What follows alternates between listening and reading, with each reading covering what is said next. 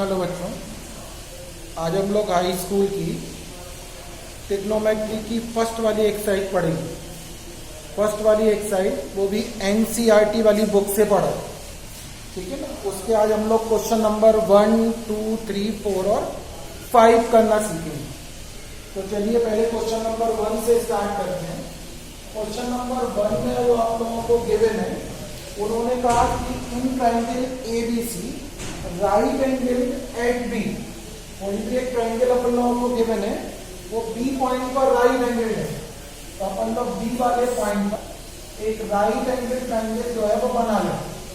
Point B पर जो right angle है, तो ए कहीं पर भी बना लो, सी कहीं पे बना लो, पॉइंट बी पर राइट एंगल बनाना था, यानी 90 डिग्री का बनाना। फिर उसको उन्होंने कहा ए बी की वैल्यू 24 है, तो ए बी वाली साइड ये गिवन है, ये 24 सेंटीमीटर दे रखी है, ठीक है ना। फिर उन्होंने कहा बीसी की वैल्यू 7 है, बीसी वाली साइड ये है और ये 7 सेंटीमीटर गिवन है। फिर बोल रहा है determine sign A cos A और साइन सी और कॉस सी। एंगल चेंज हो रहा है, ध्यान रखना। एक बार ए वाले एंगल से साइन कॉस की वैल्यू निकालनी है और एक बार सी वाले एंगल से साइन कॉस की वैल्यू निकालनी है। कोई भी वैल्यू निकालेंगे, पहले हम लोग उस ट्रायंगल की थर्ड वाली साइड फाइंड करेंगे। थर्ड वाली साइड फाइंड करने के लिए पहले हम लोग इसमें पाइथागोरस थ्योरम लगाएंगे ट्रायंगल में। तो in triangle ABC angle B is equal to कितना गिवन है, 90 डिग्री गिवन है एंगल बी। एंगल बी की वैल्यू 90 डिग्री हम लोगों को गिवन है। तो अब क्या होगा कि बी के अपोजिट हम लोग जानते हैं कि हाइपोटेन्यूज होगा। जो भी 90 डिग्री का एंगल होगा उसकी अपोजिट साइड को हाइपोटेन्यूज बोलते हैं। तो उसका स्क्वायर, हाइपोटेन्यूज बाद में लिखना, पहले हम साइड में रखी तो साइड से निकाल लें। 90 डिग्री के अपोजिट जो साइड होती है उसका स्क्वायर अदर टू साइड्स के स्क्वायर के इक्वल होगा, A B square plus B C square. इसी को अपन लोग hypotenuse square equal to perpendicular square plus base square भी बोलते हैं। हिंदी में कर्ण का स्क्वायर बराबर लंब का स्क्वायर प्लस आधार का स्क्वायर बोलते हैं। वो लंब आधार बाद में लिखना, अभी तो 90 डिग्री के अपोजिट जो होती है उसका स्क्वायर अदर टू साइड के स्क्वायर के इक्वल होगा। अब A C square equal to A B की वैल्यू है 24, बी सी की वैल्यू है 7 का स्क्वायर, 24 का स्क्वायर यानी 576 प्लस 49, तो A C square equal to हो जाएगा 625 and A C is equal to हो जाएगा 25 सेंटीमीटर। तो ये ए सी की वैल्यू निकल गई, तो ए सी की वैल्यू हो गई 25 सेंटीमीटर। अब ध्यान देंगे, ठीक है ना। क्या ध्यान देना, हम लोग पहले एक बार एंगल ए के लिए लिख रहे हैं। तो देखो पॉइंट ए पर एंगल ए बनता है, ठीक है ना। अब पॉइंट ए पर एंगल ए बनेगा तो पहले ए के लिए लिख रहे हैं। तो हम लोग जानते हैं कि 90 डिग्री के अपोजिट जो होता है उसको हाइपोटेन्यूज यानी कर्ण बोलते हैं। लेकिन जब एंगल ए की बात होगी, पहले भी मैं सिखाया था फॉर्मूले में, जिस एंगल की बात होगी उस एंगल के अपोजिट परपेंडिकुलर होगा, यानी जो परपेंडिकुलर हिंदी में लंब है, जो बच गया वो क्या कहलाएगा, बेस, और हिंदी में उसको क्या बोलते हैं, आधार।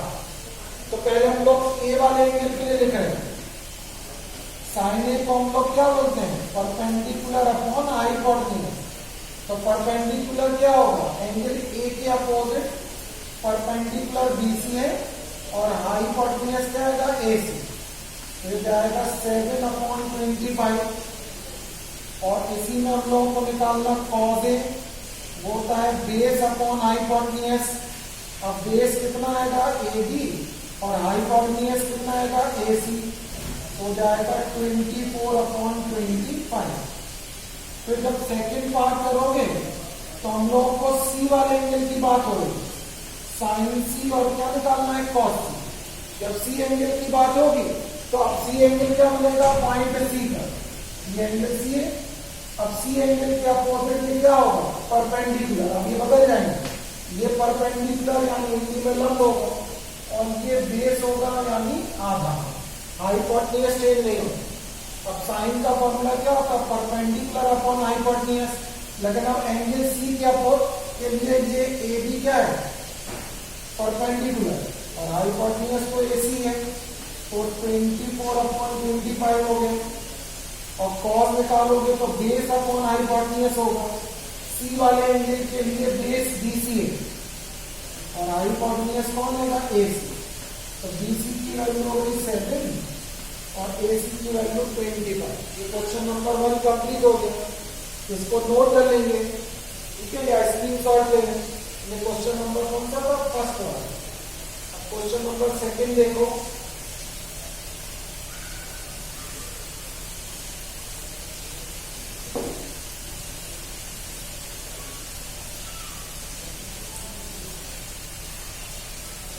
जो क्वेश्चन नंबर 2 है उसमें हम लोगों को एक फिगर गिवन है। हम लोग ये फिगर बना ली। फिगर लिखी हुई है QR और ये पॉइंट लिखा हुआ है P। ये साइड गिवन है 12 सेंटीमीटर, ये साइड गिवन है 13 सेंटीमीटर। यहाँ पर एंगल 90 डिग्री का गिवन है और पूछ रहे हम लोग से क्या निकालना है? tan P minus cot R find करना है।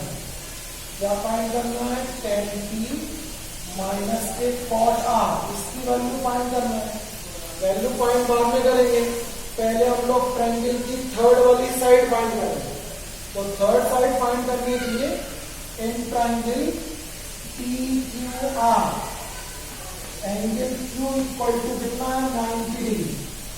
तो पहले 90 डिग्री की अपोजिट साइड कौन है? PR। उसी को हाइपोटेन्यूज बोलोगे, उसका स्क्वायर अदर टू साइड्स के स्क्वायर के इक्वल होगा, यानी PR square equal to PQ square और प्लस क्या होगा? QR square. PR की वैल्यू हो गई 13 का स्क्वायर, PQ की वैल्यू 12 का स्क्वायर और QR की वैल्यू हम लोगों को फाइंड करना। 13 का स्क्वायर 169, 144 प्लस का QR स्क्वायर 144 कर लाएंगे तो माइनस हो जाएगा, तो बचेगा 25 is equal to QR square. तो फिर QR की वैल्यू कितनी होगी? √25 और 25 का जो स्क्वायर रूट होगा वो कितना होगा? 5। तो ये वाली साइड निकल गई 5 सेंटीमीटर, ठीक है ना। अब देखो यहाँ पर हम लोग जानते हैं कि P पॉइंट पर एंगल P होगा और R वाले पॉइंट पर एंगल क्या बनेगा? R। तो पहले P पॉइंट के लिए ले रहे हैं, आगे सॉल्यूशन कर रहे हैं। हम लोगों को वैल्यू निकालनी थी tan P minus cot R। अब हम लोग जानते हैं कि tan बराबर क्या होता है? लंब A परपेंडिकुलर अपॉन क्या होता है? बेस। अब देखो एंगल P के अकॉर्डिंग देखो, P के अकॉर्डिंग परपेंडिकुलर कौन है? ये जो P के अपोजिट पड़ेगा और ये आएगा फिर बेस। हाइपोटेन्यूज फिक्स होता है, हाइपोटेन्यूज जो होता है वो फिक्स होता है। तो tan बराबर क्या होता है? Perpendicular upon base. तो अभी परपेंडिकुलर कौन है? QR और बेस कितना है? PQ माइनस अब cot R लिखा है, तो यानी एंगल R की बात होगी और जब एंगल R की बात होगी तो R के अपोजिट ये परपेंडिकुलर होगा और ये क्या कहलाएगा? बेस। और cot इक्वल टू क्या होता है? Base upon perpendicular. तो बेस कितना होगा? R वाले एंगल के अकॉर्डिंग बेस कौन है? QR और परपेंडिकुलर कौन है? PR। बच्चे ध्यान रखना बच्चे कि जिस एंगल की बात होती है उसकी अपोजिट परपेंडिकुलर होगा, ठीक है ना। अब इन सब की वैल्यू लिखो या डायरेक्टली कैंसिल हो, और वैल्यू लिखनी हो तो 5 अपॉन कितना लिख सकते हैं हम लोग? 12। ये भी 5 अपॉन 12, तो 30 कितना हो जाएगा? 0। ये आपका क्वेश्चन नंबर 2 हो गया। क्वेश्चन नंबर 3 है।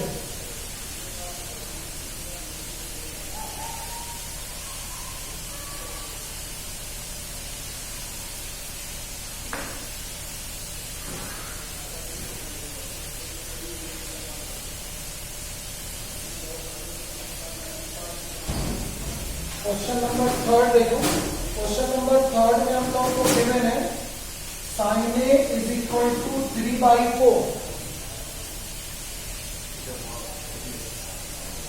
sin A इक्वल टू 3/4 है, तो हम लोगों को वैल्यू फाइंड करनी है cos A और tan A। तो cos A की वैल्यू फाइंड करनी है और tan A की वैल्यू फाइंड करनी है। तो यहाँ पर सबसे पहले तो हम लोग अपनी तरफ से एंगल बनाए, एक ट्रायंगल बनाएंगे। sin A अपन लोगों को गिवन है sine A is equal to 3/4 given है, और साइन इक्वल टू क्या होता है, परपेंडिकुलर अपॉन हाइपोटेन्यूज होता है। तो सबसे पहले हम लोग एक ट्रायंगल बनाएंगे और ट्रायंगल की थर्ड वाली साइड फाइंड करेंगे। तो ट्रायंगल हम लोग बना ले रहे हैं ए बी सी, कोई भी एक ट्रायंगल बना लिया, ठीक है ना। हम लोगों को ये एंगल दिया हुआ है एंगल ए। अब एंगल ए के अपोजिट अपन लोग जानते हैं परपेंडिकुलर होता है, तो ये परपेंडिकुलर है और ये 3 गिवन है, और हाइपोटेन्यूज की वैल्यू दे रखी है 4, ये हाइपोटेन्यूज हो गया। तो पहले हम लोग ट्रायंगल की थर्ड वाली साइड फाइंड करेंगे। थर्ड साइड फाइंड करने के लिए इसमें पाइथागोरस थ्योरम लगाओगे। In triangle A B C angle B is equal to 90 degree है, तो 90 डिग्री की अपोजिट साइड कौन हुई, ए सी। तो A C square equal to A B square और plus B C square. A C की value हम लोगों को गिवन है 4, ए बी की वैल्यू हम लोग फाइंड कर रहे हैं, बी सी की वैल्यू गिवन है 3। 4 का square 16 is equal to A B square plus 9। 9 को साइड लाएंगे तो 7 is equal to A B square, then A B is equal to √7। ए बी की वैल्यू कितनी हो गई, √7, ठीक है। तो यहाँ पर ये √7 हो गई। अब तो देखो एक ही एंगल की बात हो रही क्वेश्चन में, कॉस और tan है, बार बार नहीं बदलना पड़ेगा। अब एंगल एक ही बात हो रही है, तो ये अपोजिट ये परपेंडिकुलर है, 90 डिग्री के अपोजिट हाइपोटेन्यूज है, तो ये क्या बचा, बेस। पाइथागोरस थ्योरम से हम लोगों ने निकाली थी थर्ड साइड।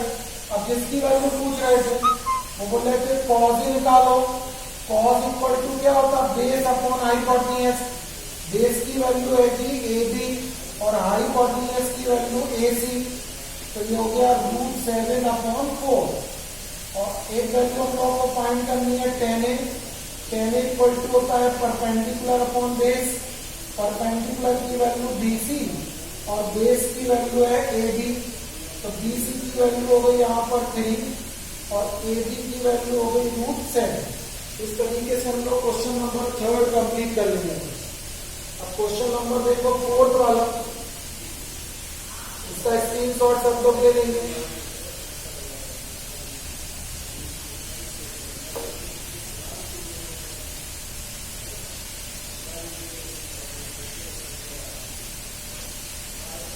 क्वेश्चन नंबर 4 समझे केवल, उसमें लिखा हुआ है 15 cot A is equal to 8 given है।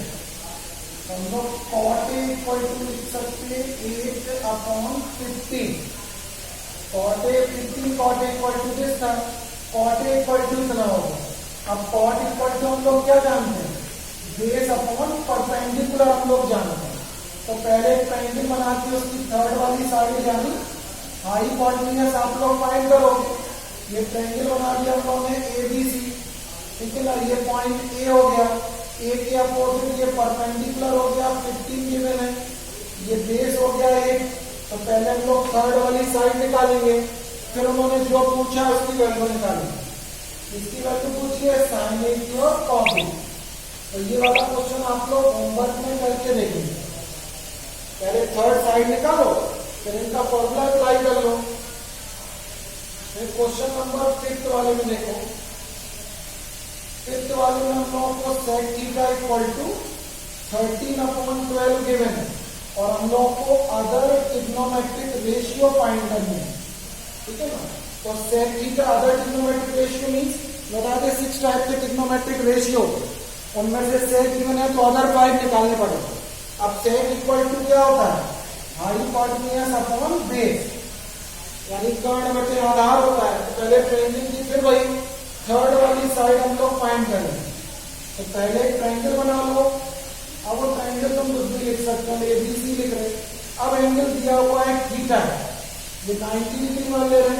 90 डिग्री के अपोजिट हाइपोटेन्यूज होता है, एंगल के अपोजिट परपेंडिकुलर होगा, और ये बेस होगा 12।